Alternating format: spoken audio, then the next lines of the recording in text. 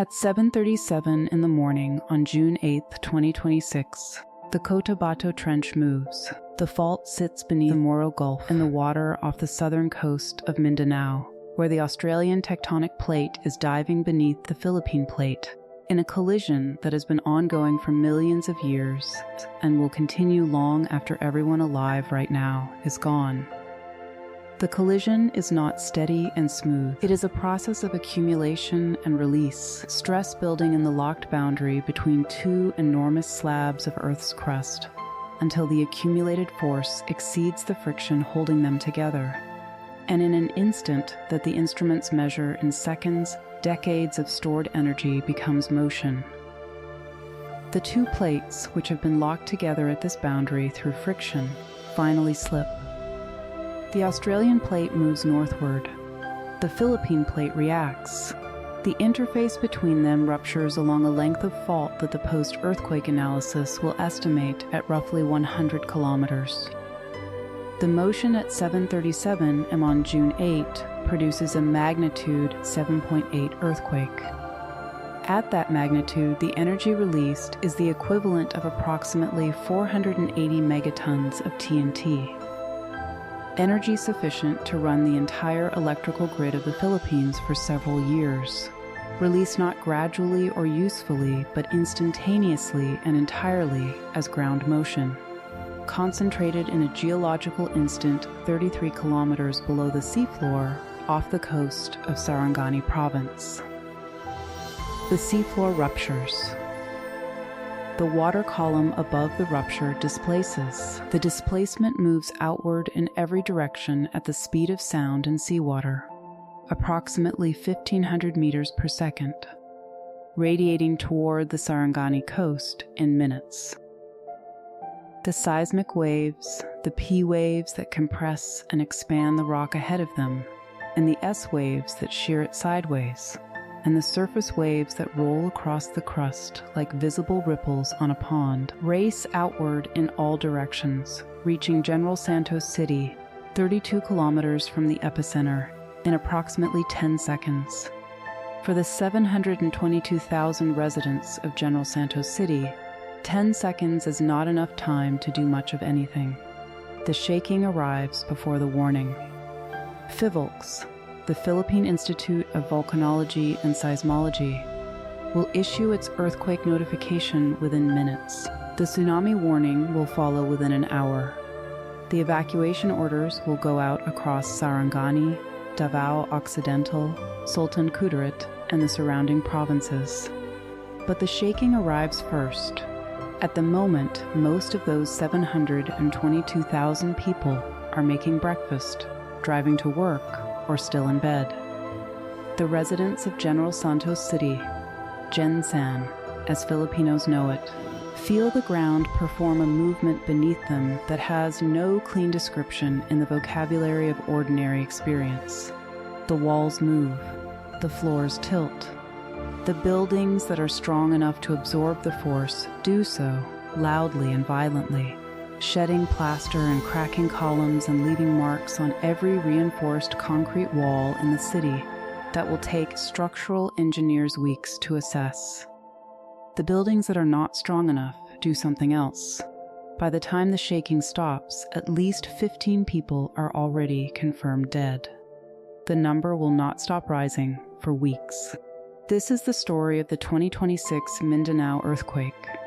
It is the story of a fault that the Philippine Institute of Volcanology and Seismology had been monitoring, publishing data on, and formally warning about for decades. It is the story of the worst earthquake to hit the Philippines in more than 3 decades, striking a region that had been warned about this exact threat by this exact fault with this exact level of potential violence. And it is the story of what a 7.8 magnitude earthquake actually does, in physical and human terms, to a city of 722,000 people who were told for years that the ground beneath them was dangerous. If this kind of deep, real science holds your attention, take a second to like and subscribe. It genuinely helps. The Cotabato Trench does not sleep. Let's begin. The first reports out of General Santos City after 737 describe a city in a specific kind of chaos, not the chaos of a war or an explosion, where the destruction is focused and the surrounding normalcy remains intact. Earthquake chaos has a different character. It is simultaneous and total and seemingly random. Buildings that stand next to each other behave differently depending on their construction type, their age, their foundation conditions, their height, and the specific frequency content of the shaking they experienced.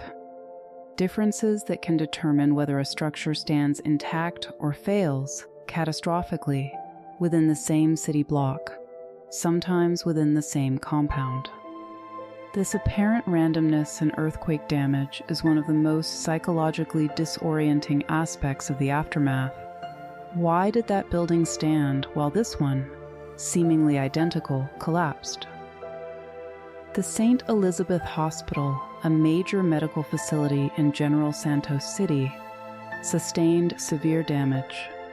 Patients and medical personnel were evacuated out of the main building and forced to operate in improvised outdoor settings as structural engineers assessed whether the main structure was safe to re-enter.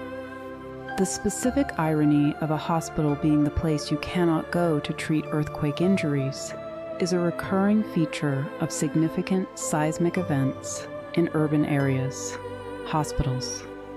Built of reinforced concrete and designed to serve the largest number of people at times of crisis, are also the structures that fail most dramatically when construction quality, seismic design, or maintenance have been compromised. A hospital that fails in the first minutes of an earthquake leaves the injured with nowhere to go in the hours when they most urgently need to be there. The patients who needed to be inside St. Elizabeth Hospital before the earthquake were evacuated outside the hospital after it. The medical personnel who needed to treat them found themselves working without the infrastructure of a hospital, in parking lots and courtyards, doing emergency medicine under conditions that emergency medicine was designed to transcend. A popular hamburger restaurant in the city's commercial district collapsed. Several other structures in the commercial zone sustained severe damage, including a shopping mall that suffered partial collapse and was immediately closed. The roads in and out of sections of the city were compromised by the shaking. Cracks in roadbeds, damaged bridges. Slopes carrying landslide debris onto road surfaces. The National Grid Corporation of the Philippines reported damage to transmission lines across Davao del Sur, Davao Occidental, Davao de Oro, Davao Oriental, Maguindanao del Norte, Maguindanao del Sur, Sarangani, South Cotabato, North Cotabato, and Sultan Kudarat, a vast swath of southern Mindanao simultaneously deprived of electricity. More than 800,000 households lost power. Most would be restored within 24 hours, as the energy sector mobilized extraordinary repair resources. But 24 hours without power in a city of 722,000 people, in a region with significant cold chain food storage and medical refrigeration requirements, is not a neutral interruption. In the mountains above the coastal communities, the shaking had a different effect. Slopes with soil and weathered rock, saturated from prior rainfall and destabilized by the seismic acceleration, began to slide. A landslide in Sarangani province struck residential structures in a mountainous town and killed 13 people. Other landslides cut road access to communities that rescuers would spend the following days trying to reach on foot, by helicopter, and by Coast Guard vessel navigating around the coastal terrain that road access could not reach. The remoteness of some of the most severely affected communities, small barangays in the interior mountains of Sarangani and Davao Occidental, meant that damage assessment and casualty counts evolved slowly over the days and weeks following the main shock, as each successive rescue team reached another community that had been cut off. The tsunami warning from Fivolks went out within minutes of the earthquake detection. For the communities living along the coasts of Kiamba and Maasin in Sarangani, and along the shore of Kalamansig in Sultan Kudarat, the warning preceded the water by minutes that were enough for some and not enough for others. The first wave arrived at approximately 1 meter above normal water levels, reaching 4 meters at the highest recorded point. The tsunami was not the catastrophic wave wall that the worst-case models for this fault project, but it was enough to push seawater into coastal villages, to damage structures within its reach, and to underscore that the Cotabato Trench is not only an earthquake source, it is a tsunami source. The distinction matters, and it matters for reasons that are encoded in the history of this exact fault. To understand why the Cotabato Trench produces earthquakes of this magnitude, and why the June 8 event was not a surprise to the seismologists who have been monitoring it, you have to understand the specific tectonic situation of the Philippine archipelago. Because the Philippines does not sit in one of the simpler parts of the global tectonic system. It sits in one of the most complex. The Philippine archipelago is located at the intersection of multiple tectonic plates. Not two plates, as in the more straightforward collision zones around the Pacific Rim, but several, interacting simultaneously in a pattern of collision and subduction and transform faulting that seismologists call the Philippine Mobile Belt. To the east, the Philippine Sea Plate is moving westward and diving beneath the island chain along the Philippine Trench, one of the deepest oceanic trenches on Earth, descending to approximately 10,000 meters in its deepest section. To the west, the Eurasian Plate and the Sunda Plate are approaching, with the Manila Trench marking the subduction boundary on the island chain's western side. At the south, the Australian Plate is moving northward, colliding with the complex of island arcs and microplates that form the southern Philippines. The mobile belt is the zone of active deformation produced by these multiple simultaneous collisions, and it encompasses essentially all of the Philippine archipelago. The result is a country that sits on approximately 20 major active fault systems, records approximately 100 to 150 earthquakes of all sizes every single day, and experiences more significant earthquakes per unit of land area than almost any other nation on Earth. For comparison, California, widely understood as the American state most exposed to earthquake risk, experiences roughly 10,000 earthquakes per year, most of them too small to be felt. The Philippines experiences more than that in a typical month. The seismic background noise of living in the Philippines is orders of magnitude higher than what populations in most of the world experience as baseline. The Cotabato Trench is the specific tectonic feature responsible for June 8. It is an offshore subduction zone located in the Moro Gulf, the body of water that separates Mindanao's southern coast from the Sulu archipelago to the southwest. Along the Cotabato Trench, the Australian Plate is sliding northward under the Philippine Plate and diving downward into the mantle below. The collision at this boundary is not accommodated smoothly. Nothing in plate tectonics is smooth, at least not on the human timescale. The plates lock together at the boundary through friction, the geological equivalent of two rough surfaces pressed together under enormous force. The Australian Plate continues trying to move northward, driven by the heat convection currents in the mantle far below. The stress accumulates in the locked section of the plate interface, and periodically, with a timing that cannot be predicted with any precision using current science, the lock section fails. The plates slip past each other suddenly. The energy stored in the rock is released as seismic waves, and the seafloor displaces upward or sideways or both.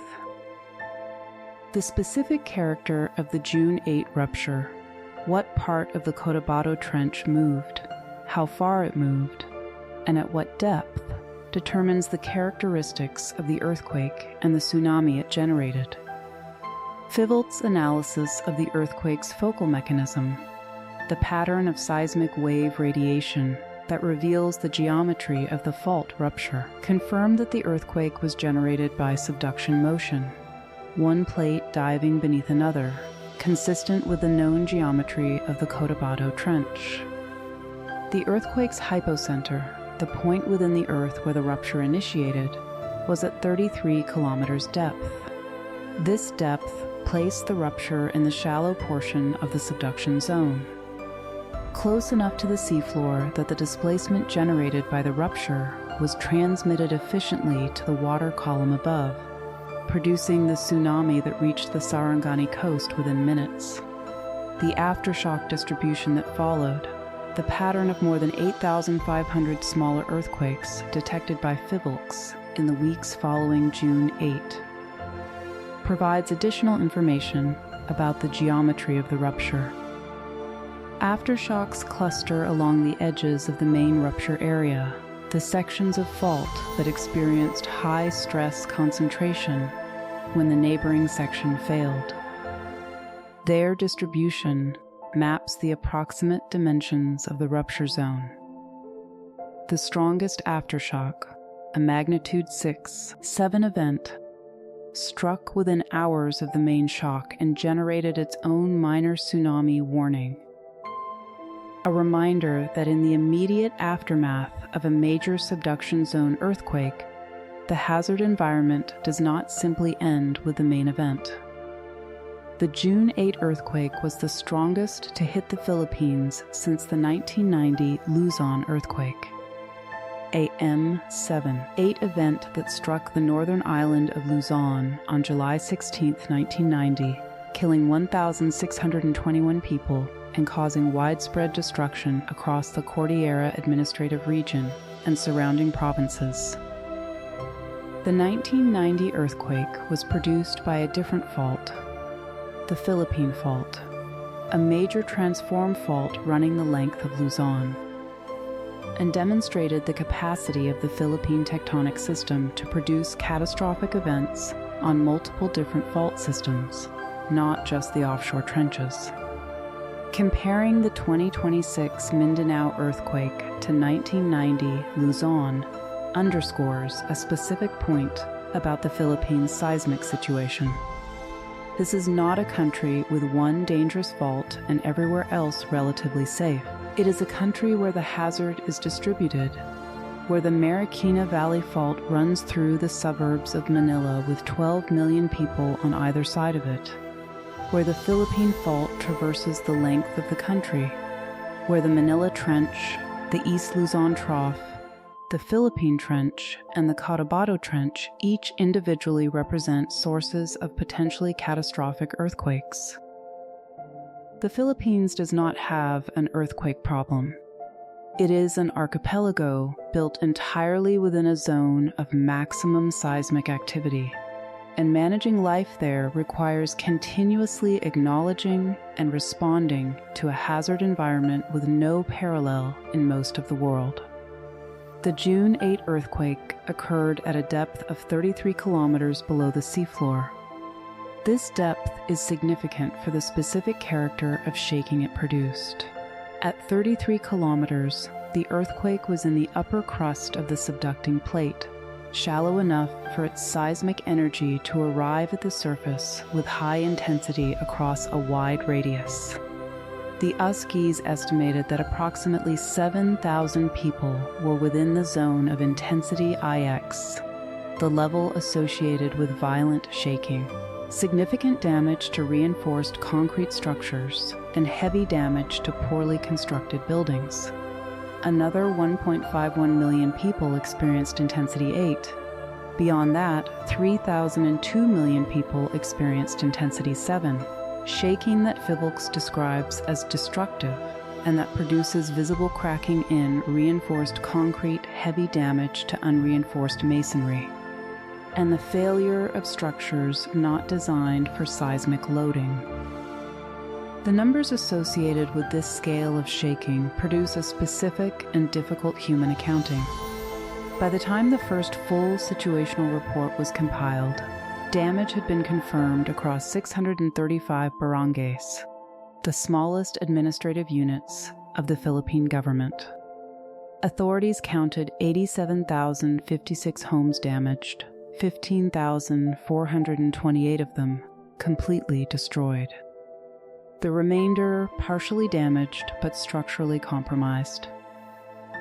Schools, 8,642 affected, a number that would keep students out of classrooms for weeks, and in some cases months as structures were inspected, cleared, or condemned.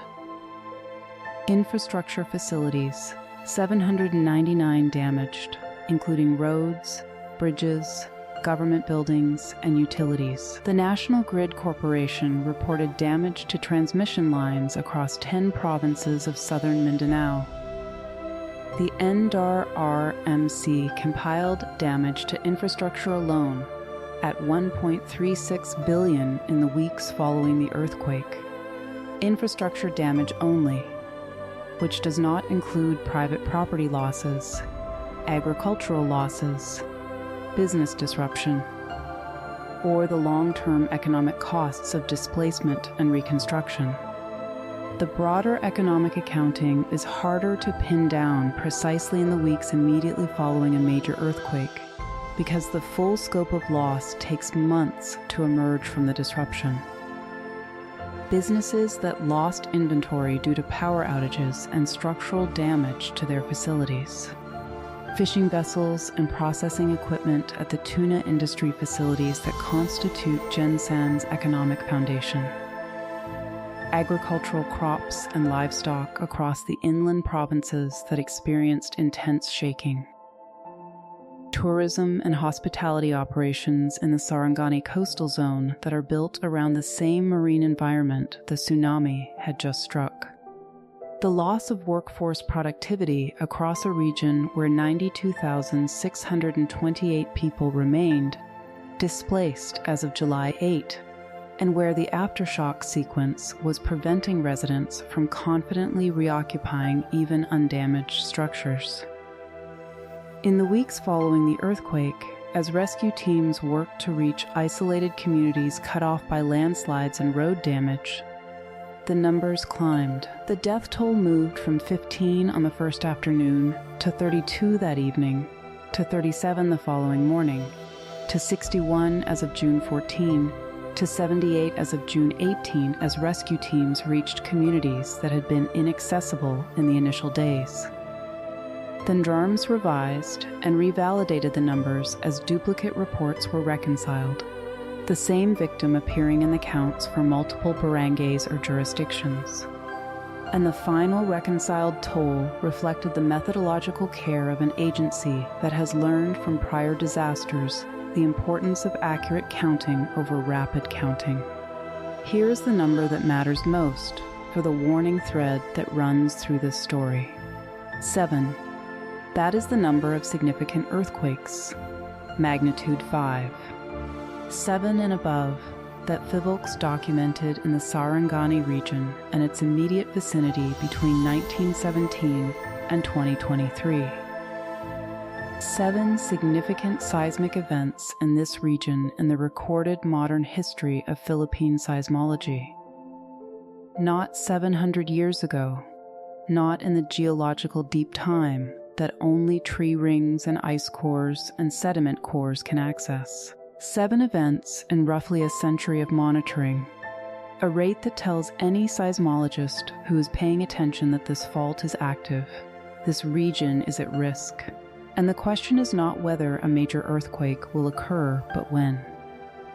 The most important of those 7 events is the one that was not on June 8, 2026. The night of August 16, 17th, 1976, began quietly in the communities of Mindanao's Moro Gulf coast. The fishing villages that lined the shoreline of Lanao del Sur, Maguindanao, Cotabato, and Zamboanga were at rest by midnight, families asleep, fishing boats moored, the Gulf quiet in the August darkness. At 12:11 and on August 17, the Cotabato Trench moved. The magnitude has been estimated at between 7.9 and 8.1, depending on the measurement technique applied to the seismographic records of the era. The precision of the magnitude matters less than what it produced. The seafloor rupture generated a tsunami with wave heights that reached 4 to 5 meters along the Moro Gulf coast in some locations, walls of water moving faster than a running person. Arriving with little warning in the pre-dawn darkness, the communities along the coast had no tsunami early warning system. There was no FIVOLCS alert infrastructure comparable to what exists today. The communities that were hit had no more warning than the sound of the ocean receding, the famous sea withdrawal that precedes a tsunami's arrival, followed by a few seconds before the wave itself struck. The coastal communities in Maguindanao, Lanao del Sur, and Cotabato provinces did not have time to respond. The earthquake struck at midnight when most of the coastal population was asleep indoors. The shaking was violent enough to damage structures, disorient survivors, and knock out whatever communications the era provided. Then, before many residents had oriented themselves, the tsunami arrived. In some locations, the wave height exceeded 5 meters, the height of a 2-story building, arriving as a fast-moving wall of water and debris. The houses along the shoreline were built for the climate and for poverty, not for tsunami survival. They were wood and thatch and light materials. They offered no resistance. Communities that had existed for generations were obliterated in minutes. The death toll from the 1976 Moro Gulf earthquake and tsunami is estimated at approximately 7,000 to 8,000 people. Some sources place the toll higher. The chaos of the event, the remoteness of many affected communities, and the loss of record-keeping capacity in devastated areas make precision impossible. The Moro Gulf disaster remains the deadliest natural disaster in Philippine recorded history. It destroyed entire coastal villages. The bodies of thousands of victims were never recovered, carried out to sea by the retreating tsunami waves. The communities that survived were rebuilt in the following years in the same low-lying coastal zones that the tsunami had devastated. Because the land was the land that people had always lived on, and they had nowhere else to go. The 1976 event produced 2 specific legacies that are directly relevant to June 8, 2026. The first is scientific. It established conclusively that the Cotabato Trench was capable of generating major tsunamigenic earthquakes, events that cause casualties not just from ground shaking, but from the oceanic displacement they create.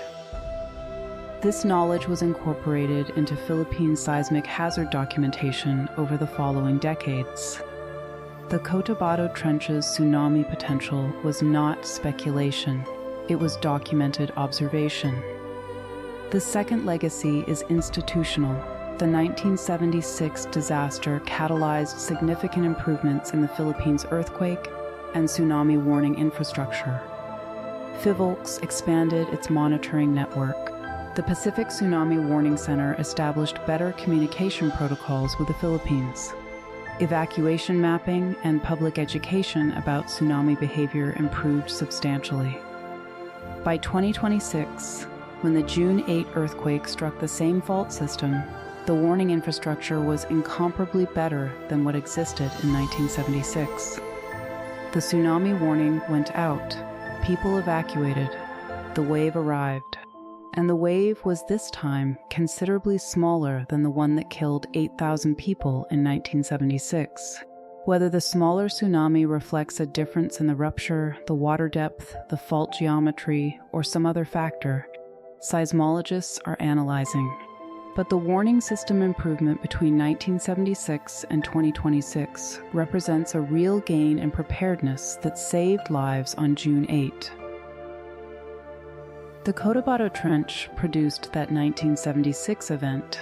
The Cotabato Trench produced June 8, 2026, the same fault, the same mechanism, 50 years apart.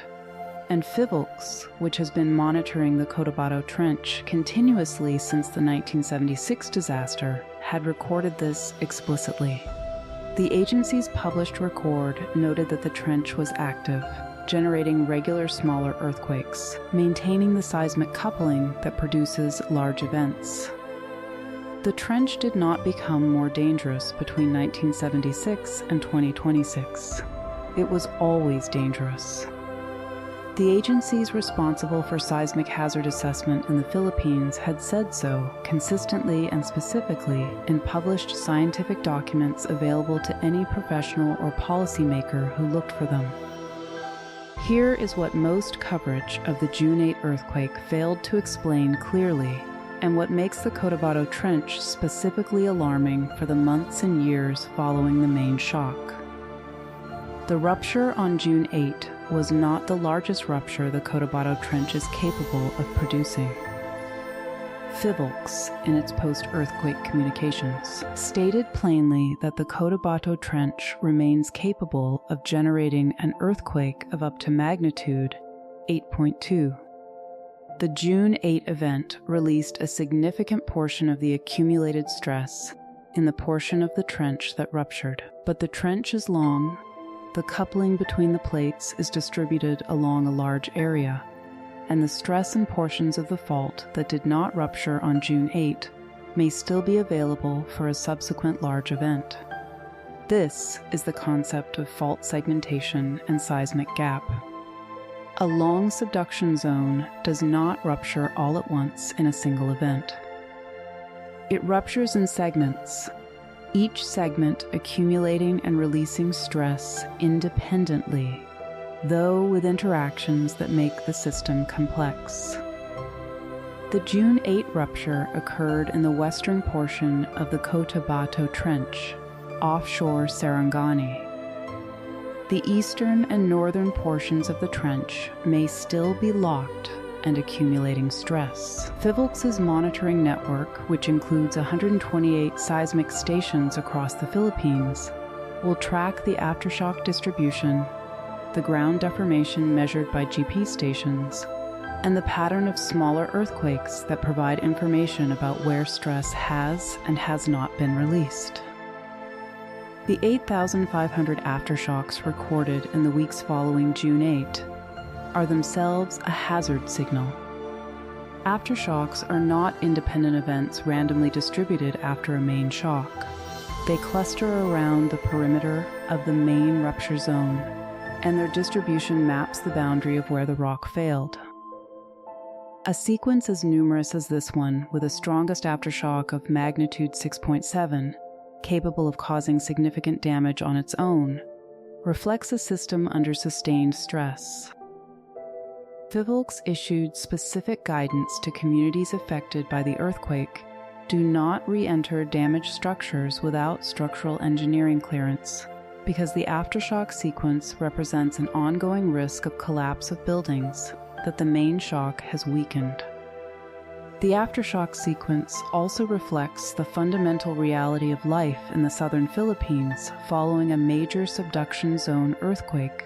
The ground is not done moving. It will not be done moving for months, perhaps longer. General Santos City is the largest urban center in the affected zone, and the city that defines the human scale of this disaster. Located at the southern tip of Mindanao in the Soc-Sargan region, an acronym for South Cotabato, Cotabato, Sultan Kudarat, Sarangani, and General Santos City, Gensan is the regional commercial and industrial hub of a multi-province area with a combined population of several million people.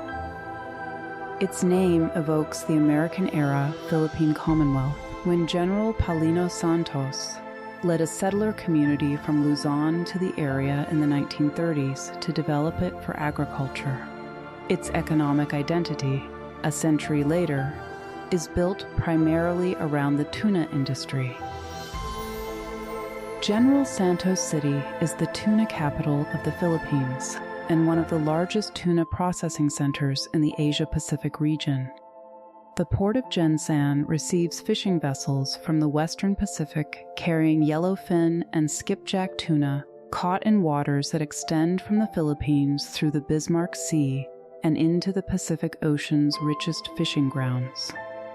Processing facilities along the Gensan waterfront process and cold store millions of tons of fish annually, producing canned tuna and frozen tuna loins that are exported to Japan, South Korea, the European Union, and the United States. The tuna industry is Gensan's economic identity in the way that other cities are defined by steel or automobiles or finance. It employs tens of thousands of people directly and supports the restaurants, retail businesses, service economy, and professional services of the surrounding region.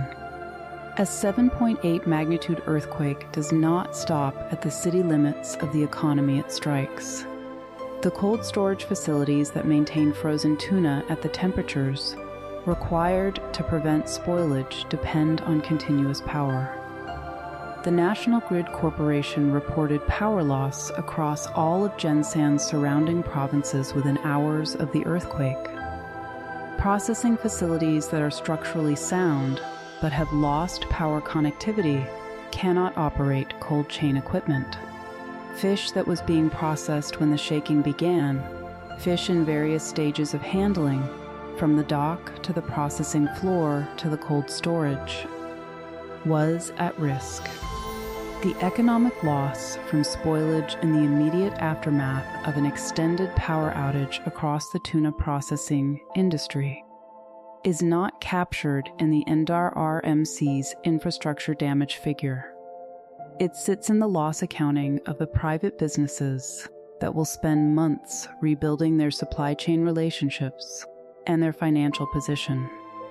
For the Filipino-American community, estimated at 4.6 million people nationally, with significant concentrations in California, Hawaii, Texas, Nevada, and the Pacific Northwest, and many of them with roots in Mindanao, the June 8 earthquake produced a specific and urgent dread that is distinct from the way disasters are experienced by people without personal connections to the affected zone.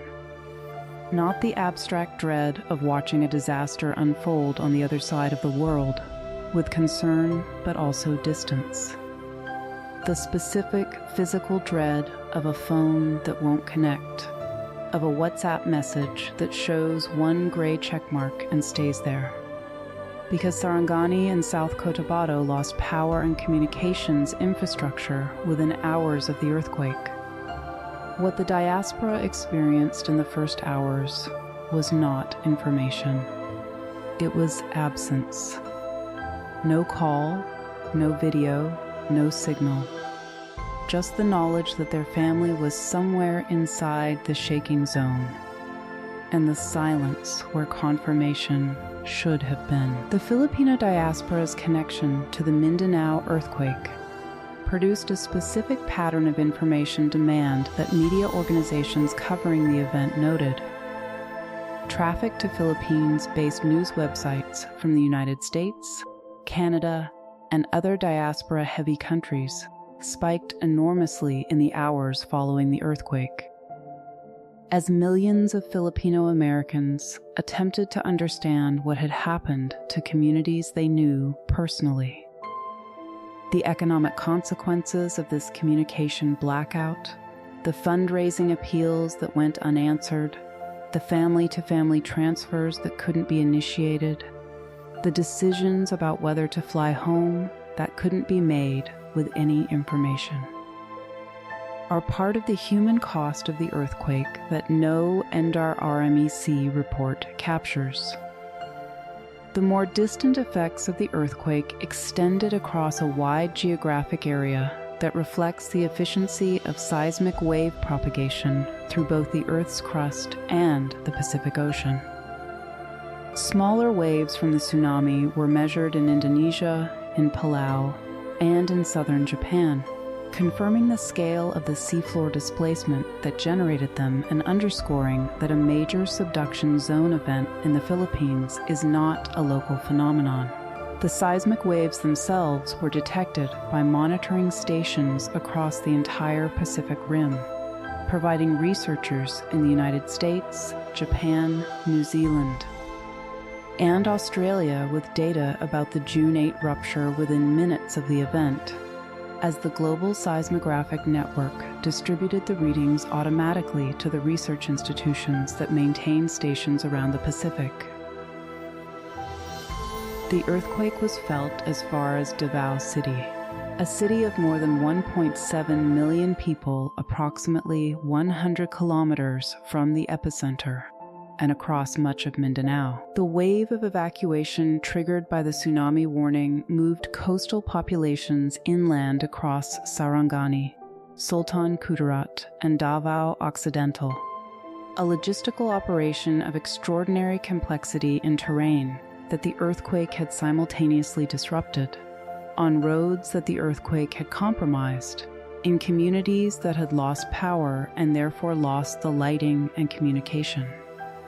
Infrastructure that nighttime evacuations require.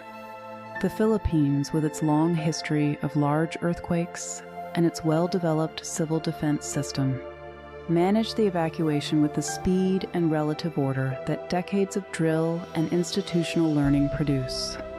The international response included formal expressions of support from the United States, France, Japan, and New Zealand, with offers of technical assistance and humanitarian resources.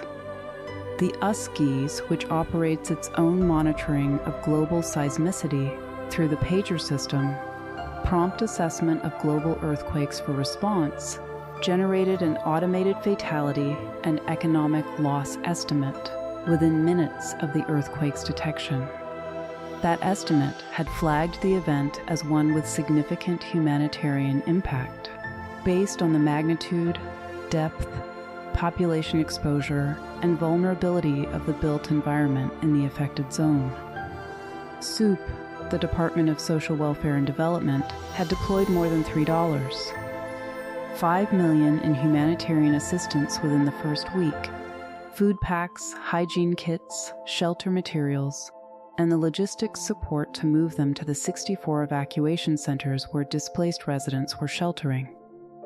The Philippine Coast Guard ran maritime resupply missions to coastal barangays that could not be reached by road. More than 2,700 search and rescue personnel were deployed across the affected area. The response reflected the institutional development of a country that has been refining its disaster management capability through long and painful experience.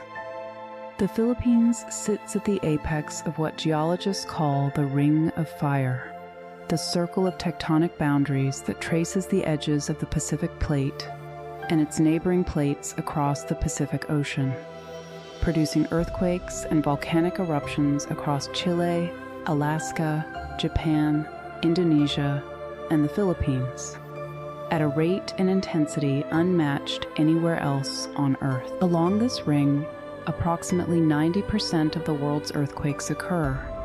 The largest earthquakes in recorded history, the 1960 Chile earthquake at M9.5, the 2004 Indian Ocean earthquake at M9.1, the 2011 Japan earthquake at M9.0, were all subduction zone events along the Ring of Fire.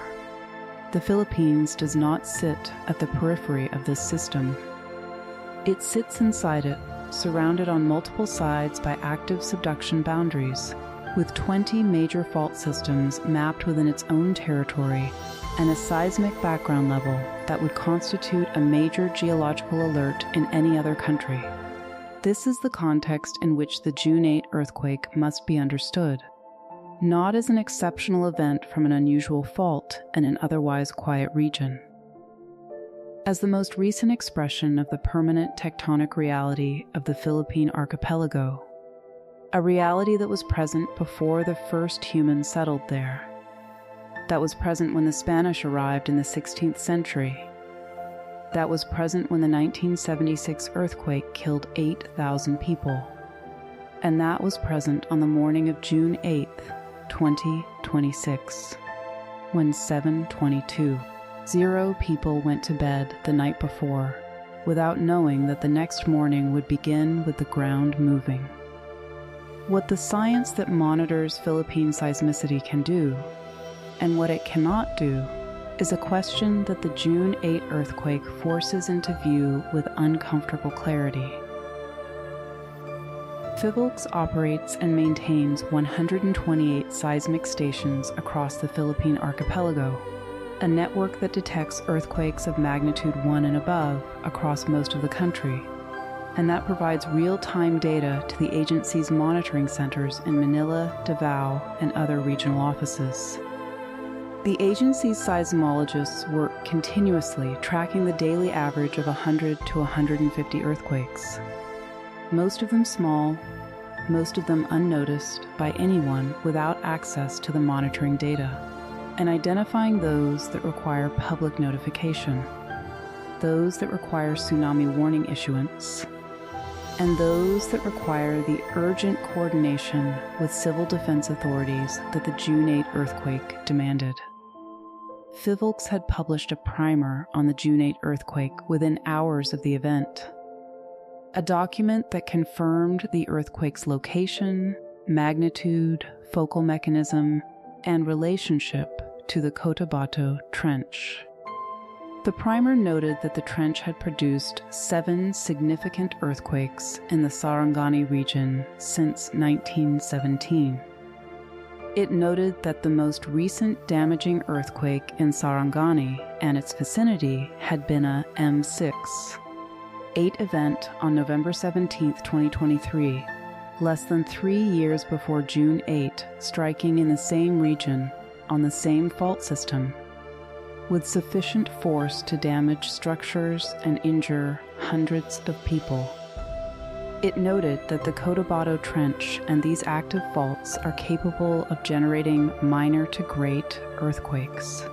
The Cotabato Trench's activity in the period leading up to June 8 had not been limited to the 2023 M6.8. In October 2025, a doublet earthquake, 2 major earthquakes striking the same region within hours, hit Davao Oriental, a province on the eastern coast of Mindanao, with magnitudes of M7.4 and M6.7 6.8. That event struck the Philippine Trench rather than the Cotabato Trench, but it affected the same broad region of southern Mindanao, the same Soc-Sargon area, and produced the same conversation within the seismological community about the accumulated stress in the southern Philippine tectonic system. The October 2025 event killed 10 people and injured more than 1,000. It was followed by continued seismic activity across the region throughout the winter and spring of 2025-2026.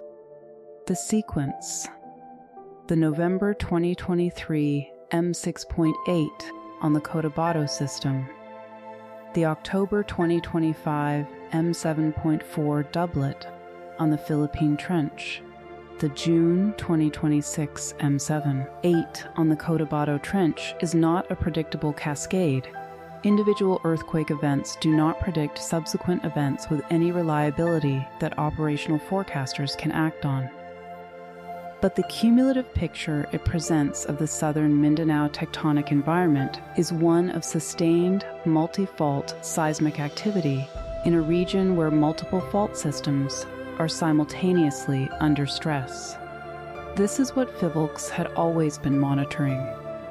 The agency operates and maintains 128 seismic stations across the Philippine archipelago, a network that detects earthquakes of magnitude 1 and above across most of the country.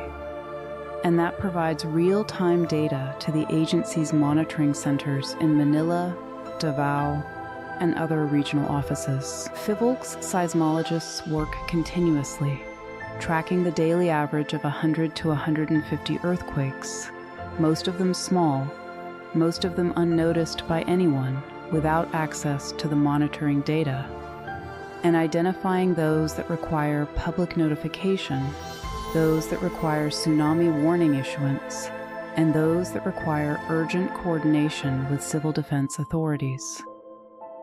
The agency's chief science research specialist for seismology, Winchell Ian Sevilla, stated the situation plainly on the day of the earthquake, Aktibo yung Cotabato Trench. Marami tayong nare-record dito na mga earthquakes na maliliit. The translation from Filipino is direct. The Cotabato Trench is active. We record many small earthquakes here. This is not a scientific discovery made on June 8. It is a scientific observation that FIVOLCS has been making continuously for decades. The small earthquakes that accumulate in the monitoring record are the geological evidence that the fault is locked and accumulating stress. The very process that produces large earthquakes when the accumulated stress eventually exceeds the friction holding the locked plates together. This is what the public record of warning looks like. It is not hidden. It is not classified. It is in a document published on the FIVOLCS website, available to any engineer designing a building in General Santos City, to any municipal planner making decisions about where to allow construction and to what specifications, to any government official determining whether evacuation routes are adequate and whether coastal communities have received appropriate education about what to do when the ground shakes and the sea recedes. The gap between the warning that existed and the preparation that was present on June 8 is the gap that post-earthquake assessments and congressional hearings and engineering reviews will spend the next several years attempting to measure and address. The gap is not a failure of science. The seismology was not wrong. The Cotabato Trench was always active. The M7-8 event was within the range of what the published literature said it was capable of. The gap is between scientific knowledge and institutional action, between what the instruments know and what the buildings, the emergency plans, and the public education campaigns have absorbed and translated into preparedness. The 8,642 schools affected by the June 8 earthquake is a number that carries specific weight in the context of this gap. The National Structural Code of the Philippines, the NSCP, specifies seismic design requirements for buildings, with particular provisions for essential facilities including schools, hospitals, and emergency response buildings. Schools are supposed to be among the most seismically resilient structures in a community because they concentrate children in a single building and because they serve as evacuation centers and emergency shelters in the aftermath of disasters. The expectation embedded in the building code is that schools should remain functional when ordinary residential buildings are damaged. When 8,642 schools in a single earthquake event require damage assessment, and many are condemned, the gap between what the code specifies and what the construction delivered becomes visible in a specific and consequential way. The gap may be in original construction quality, the use of lower specification materials than the code requires, or the absence of inspections that would have caught non-compliance. It may be in the age of the structures. Many Philippine school buildings predate the current NSCP provisions and were not retrofitted when the code was updated to reflect current seismic knowledge. It may be in the specific intensity of shaking at a given school's location, which the code's generalized hazard maps cannot capture at a site-specific level. Whatever the cause in any individual case, 8,642 school buildings requiring assessment in a single event documents a pattern of physical vulnerability that the scientific hazard community has been measuring and warning about. This gap is not unique to the Philippines. It appears in every country where the seismic hazard is well documented and the preparedness lags behind it, sometimes dramatically. Japan partially closed this gap after the 2011 Tohoku earthquake and tsunami at enormous cost and concerted multi-year national effort. New Zealand updated its building standards and retrofit requirements after the 2011 Christchurch earthquake. Turkey demonstrated in February 2023 how catastrophically wide the gap can be, even in countries with detailed hazard maps and formal building codes that should have been adequate. Tens of thousands died in buildings that met or appeared to meet codes, because those codes were not enforced, because construction was rushed, and because the building inspection systems were inadequate to catch non-compliance at scale. The Philippines, one of the most seismically active countries in the world, has some of the most detailed earthquake hazard documentation of any developing nation, and experiences repeatedly the consequence of insufficient translation of that documentation into physical resilience. Each major earthquake produces specific data on which building types failed, which construction practices were inadequate, which structural elements performed below standard. The data from June 8, the distribution of structural failures across hospital buildings, school buildings, commercial structures, and residential construction, will be analyzed by PHYVLCS and by the structural engineering community to refine the understanding of what the June 8 shaking actually produced and what the current building stock is able to withstand.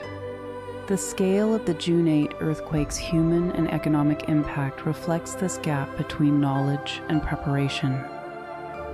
The 1.64 million people across 635 barangays who were affected by the earthquake did not all live in poorly constructed buildings. Many of them lived in structures that the Philippine Building Code should have protected better. The 15,428 homes that were completely destroyed were not all in communities without any awareness of seismic risk. They were in communities that sat at the toe of the Cotabato Trench, whose position in the hazard zone had been documented by seismologists for generations, and whose residents had experienced enough smaller earthquakes to know intellectually that the ground could shake. Knowing the ground can shake and having a building designed to survive when it does are different things. In the Philippines, as in much of the developing world, that difference is often measured in lives. The Cotabato Trench is, as of today, still accumulating stress in the portions that did not rupture on June 8. The 500 aftershocks recorded through June 19 represent the ongoing redistribution of stress in the rock around the main rupture zone, the fault system adjusting to the sudden release of energy in the sections that failed, while the unruptured sections continue to experience whatever stress conditions existed before the main shock. PHYVLCS has stated clearly that the Cotabato Trench retains the potential to generate an earthquake up to magnitude 8.2, larger than what struck on June 8 by a factor of approximately 4 in terms of fault displacement, and by a factor of approximately 8 in terms of energy released, since each full magnitude unit represents roughly 32 times more energy. An M8, 2 from the Cotabato Trench, would be a different category of event from what occurred on June 8. The energy release would be greater. The fault displacement would extend over a larger area of the trench, producing higher and potentially more widespread ground shaking. The tsunami generated by a larger displacement of a larger seafloor area would be commensurately larger, potentially approaching the wave heights that devastated the Moro Gulf coast in 1976. The population now living in the exposed zone is larger than the population of 1976 by a substantial margin. The cities are denser. The economic infrastructure is more complex. The consequences would be measured against a humanitarian exposure that the 1976 event, which killed 8,000 people in a less densely populated region with different economic infrastructure, never faced. FIVOLCS will continue monitoring. The seismic network's 128 stations will record every aftershock, every pre-tremor, every subtle signal that the rock generates as stress redistributes in the aftermath of the main rupture. GPE stations will measure the millimeter-scale ground deformation that indicates whether the fault is relocking after the rupture or continuing to slip. Satellite-based synthetic aperture radar operated by the Philippine Space Agency and international partners will detect centimeter-scale surface deformation across the broad rupture zone. The science will watch, and the science will warn. The warning will be specific. It will be based on real data. It will be communicated through appropriate channels. Just as the warnings about the Cotabato Trench that preceded June 8 were specific, were based on real data, and were communicated through appropriate channels. At 7:37 am on June 8, 2026, the fault that produced the worst natural disaster in Philippine history in 1976 moved again. It produced the strongest earthquake to hit the Philippines since 1990. It killed people who were alive at 7:36 and were not alive at 7:38. It damaged more than 87,000 homes, displaced more than 90,000 people for weeks, interrupted the food and water supply of 1.64 million people, darkened the homes of 800,000 families, damaged a major regional hospital, closed 8,642 schools, and sent a wave across the Moro Gulf and into the wider Pacific that was felt in Indonesia, in Palau, and in southern Japan. It did all of this in approximately 20 seconds of primary shaking, and it was not the largest earthquake the Cotabato Trench can produce. The trench was active before June 8. It is active after June 8. The seismographs record the small earthquakes that are the signature of a locked plate boundary accumulating stress. The GP stations measure the ground deformation that confirms the plates are still converging. FIVOLCS has published its assessment. M8.2 is within the capability of this system. The Cotabato Trench was always there. It was always active. FIVOLCS said so explicitly and said it for decades, in documents that are publicly available to anyone who looked for them. The question that the June 8 earthquake puts before the Philippine government, the cities of the Moro Gulf Coast, the engineers who design buildings in General Santos City, and the disaster managers who plan evacuation routes and emergency shelter capacity for southern Mindanao, is not whether the Cotabato Trench will move again. It will. The question is whether the 50 years between 1976 and 2026 were sufficient to change what happens to the communities in its path when it does, and whether the years between 2026 and the next event will be enough to close the gap that June 8 exposed, between what the science knew and what the ground and the buildings on it were prepared for. The fault does not pause for the answer.